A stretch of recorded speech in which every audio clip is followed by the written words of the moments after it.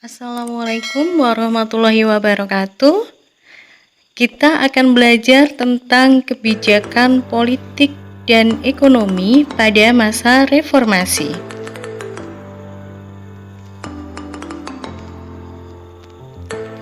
Yang akan kita pelajari adalah bagaimana kebijakan politik dan ekonomi pada masa reformasi, dimulai dari kebijakan B.J. Habibie, kemudian kebijakan Abdurrahman Wahid, kebijakan Megawati Soekarno Putri, dan yang terakhir kebijakan Susilo Bambang Yudhoyono. Kita pelajari satu persatu. Yang pertama adalah kebijakan B.J. Habibie. Pemerintahan Habibie dimulai 21 Mei 1998 dengan lengsernya Soeharto. Habibie yang pada waktu itu menjadi wakil presiden, maka otomatis diangkat sebagai presiden ketiga Republik Indonesia. Habibie membentuk Kabinet Reformasi Pembangunan. Kebijakan ekonomi yang dilakukan Habibie yang pertama adalah dengan melakukan likuidasi bank. Likuidasi adalah penyelesaian seluruh aset dan kewajiban bank sebagai akibat pencabutan izin usaha dan pembubaran badan hukum bank. Kebijakan yang kedua adalah dengan membentuk BPPN, Badan Penyihatan Perbankan Nasional, sebagai akibat adanya likuidasi, di mana pemerintah melaksanakan tugas upaya penyihatan bank berdasarkan keputusan Presiden nomor 27 tahun 1998. Dalam kebijakan politik, Habibie melakukan kebebasan pers, di mana kebebasan ini tertuang pada Undang-Undang Nomor 40 Tahun 1999.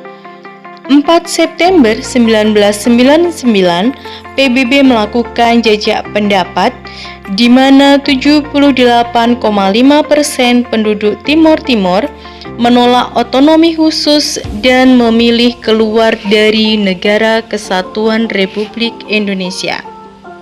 Penolakan pertanggungjawaban Habibie pada sidang istimewa MPR tahun 1999 akhirnya mengantarkan Abdurrahman Wahid atau yang biasa disapa Gus Dur menjadi Presiden Indonesia, yang berlangsung pada tahun 1999 sampai 2001. Gus Dur seringkali melakukan kebijakan yang dianggap kontroversial. Kebijakan ekonomi yang pertama adalah dengan pembentukan Dewan Ekonomi atau DEN. Pembentukan DEN bertujuan untuk memperbaiki ekonomi Indonesia akibat krisis moneter yang berkepanjangan. Awalnya, kesepakatan dengan IMF sudah ditandatangani pada Januari 2000. Akan tetapi, hubungan IMF dan Indonesia merenggang karena waktu itu Gus Dur terseret permasalahan termasuk skandal Pulau Gate dan Brunei Gate yang menyebabkan IMF menunda pencairan pinjamannya terhadap Indonesia. Kebijakan politik yang diambil Gus Dur yang pertama adalah membubarkan Departemen Penerangan dan Departemen Sosial, di mana Gus Dur menghapus departemen yang dianggapnya tidak efisien dan bertujuan untuk mengurangi pengeluaran anggaran negara. Yang kedua, Gus Dur juga memberi kesetaraan hak kepada etnis Cina, di mana Gus Dur menjadikan Imlek atau Tahun Baru Cina sebagai hari libur nasional.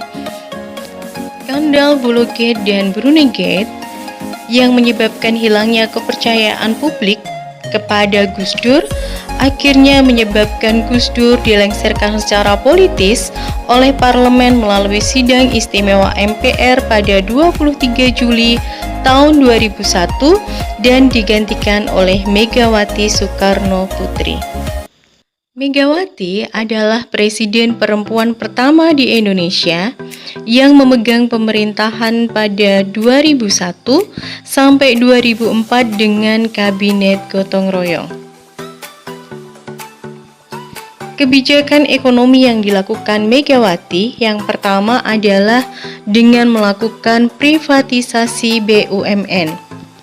Privatisasi BUMN merupakan penjualan saham ke masyarakat dan berkurangnya persentase kepemilikan pemerintah.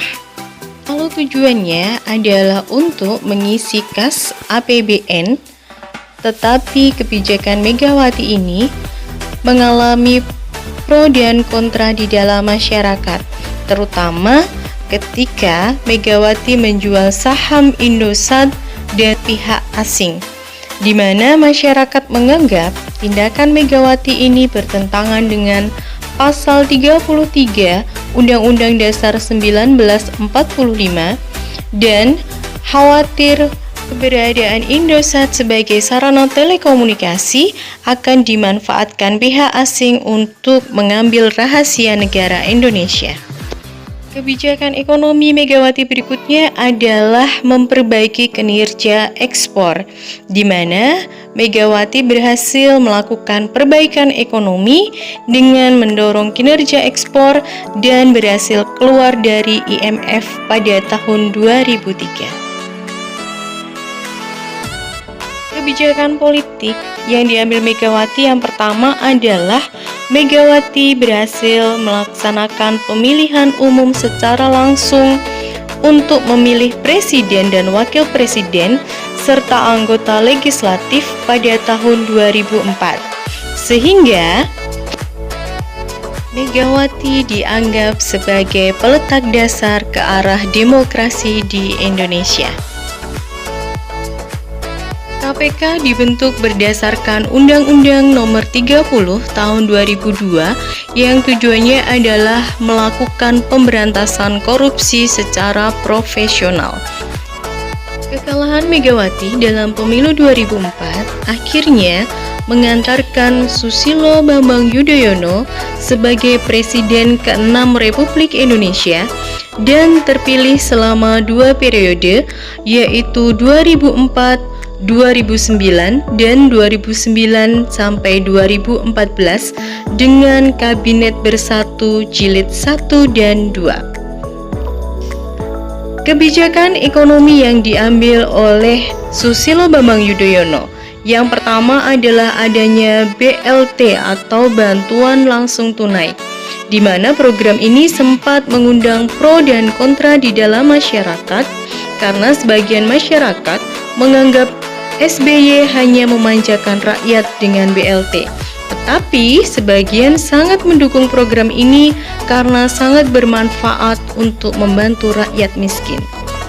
Yang kedua, kebijakan ekonomi yang diambil SBY adalah dengan mengurangi subsidi BBM agar tersedia anggaran untuk bidang lain seperti infrastruktur, bantuan program keluarga harapan, bantuan langsung tunai, dan adanya dana BOS atau bantuan operasional sekolah.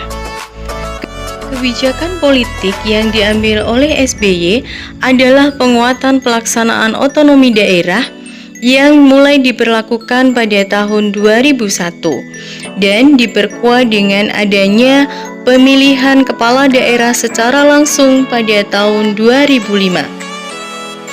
Otonomi daerah adalah hak dan wewenang daerah otonom untuk mengatur dan mengurus sendiri urusan pemerintahan dan kepentingan masyarakat sesuai peraturan undang-undang. Kebijakan lainnya adalah dengan melakukan amandemen Undang-Undang Dasar 1945 Pasal 7 melalui Sidang Umum MPR tanggal 14 sampai 21 Oktober 1999 tentang pembatasan jabatan presiden maksimal selama 2 periode. Terima kasih sudah menyimak materi kebijakan politik dan ekonomi pada masa reformasi. Wassalamualaikum warahmatullahi wabarakatuh.